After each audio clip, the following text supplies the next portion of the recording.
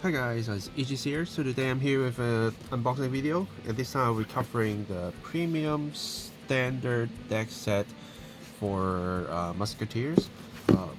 I also have the Geonite one, and of course have the Raging Form one. So I will be separating all three into three videos, so you can see them all. Which I probably will put the Raging Form first, because everyone loves Raging Form. But I actually started recording the Musketeer first, because I like Musketeers more, because Neonectar is basically one of the clans that I've been playing. Shadow, I only play like casually, even though Shadow is kind of like a well treated clan, I would say. I won't say it OP or something, but well treated. So yeah. Now with the premium decks that we come with a deck box, we have of course a deck with G zones, G guardians, everything. And let's open it.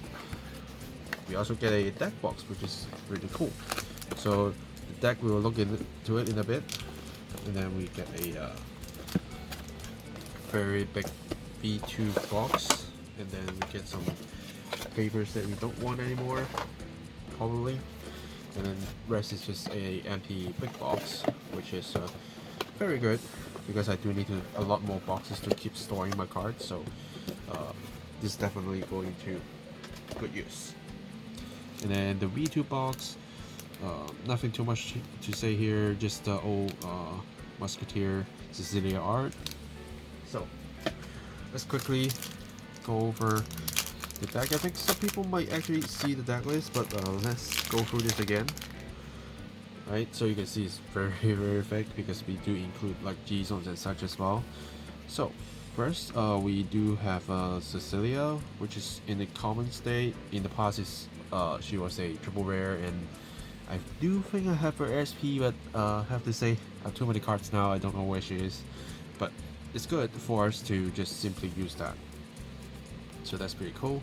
And then we have Cecilia Reverse, which comes out in V era as a V era exclusive reverse unit, and I think she generates a lot of different, like, well, she not a lot of different, but she generates new playstyle with Musketeers and Cecilia specifically, even though her focus was on helping the V1, but now we can actually use this to support our old Cecilia with this deck set, because we do have a crest that can actually help us to make the older Cecilia actually stronger.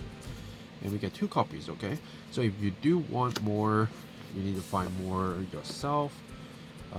Maritina or Maltina, only 2, so if you want more, you need to find it, but she gets reprinted as well. And then Vela, Sylvia, you get 4, which is very important, even though I don't think she's anyway expensive anymore. Tule, 3, interesting. And then Saul, so 4. Luz, also get 4. And then Miruka, 4.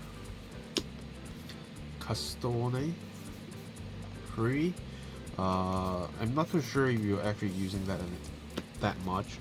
And then we get a V version of the starter, which, if you ask me, I do want like maybe the Grave Researcher version. I think she was a Grave Researcher back in the day, or at least give it both to make a choice. Since it's just a deck set, at least give us some choice, right?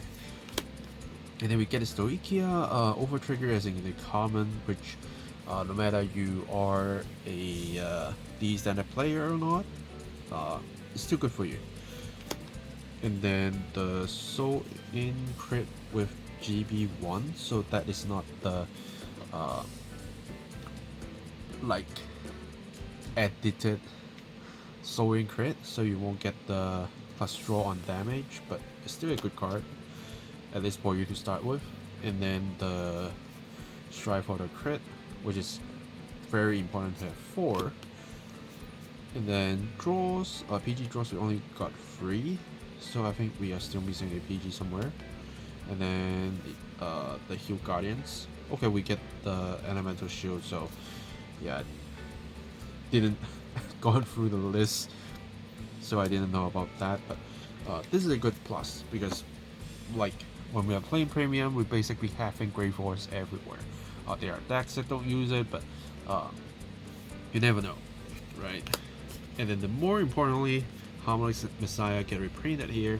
I have like 2 copies when I pull it myself. I didn't sell any, but now since I will have the other 2 unboxing coming out as well, so I will have a total of 5.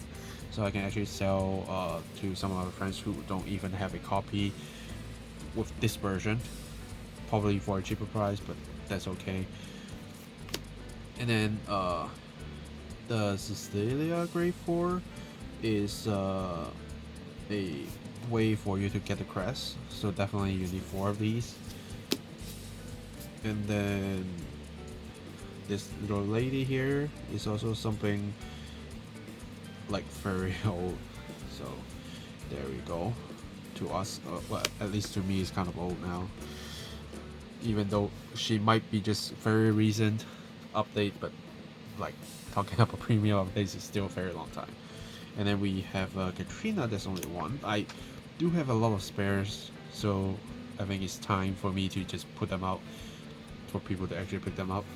And then we have another Cecilia here that you might not be using, maybe. And then GBA just because it's GBA. Sandrine, definitely a good card when we are playing a lot of clan tokens. And back in the day we didn't actually crack that much, so having an extra Sandrine for me for the flexibility is always good. G Guardian for sure. Antero is definitely important, which I do hope they give us 1 more. And then this is the newer G Guardian, so this really helped me quite a lot. The generic, well, of the first basic G Guardians, this one is okay. Now this is the elemental one, which you can simply get a lot of shield value if your opponents have a big hand.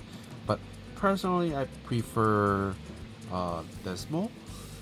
I think it's Desmo, the dark one that allows your thing don't get targeted, don't get retired. I think that one is actually worth a lot more for the reprinting, but at least we get something generic. And then we get a quick shield, we get a guardian shield, we have 1 foil version of the Force 1 and 1 of the Force 2, and then we definitely get a crest, and then 5 clan tokens because you won't be having any XL circles. So now the crest itself allows our LP4 grade 3 to become 13k. So now I do remember it didn't require you to lock into like Musketeers or Sicilia. So like extremely, you can turn something else with LB4 to a 13k and like wiping the LB4 with the crest after you go into Sicilia and then go into a stride to get this crest.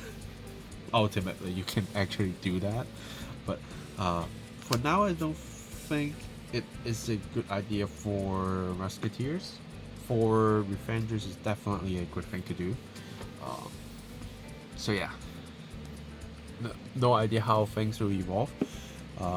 Like in the West, we always have like a lot of good minds on how to make premium shines, how to make their own secret recipe that like you never thought of. For example, when I look at the worlds, like when I see the Fenrir, deck, I was like mind blown. Wow, it's just so great.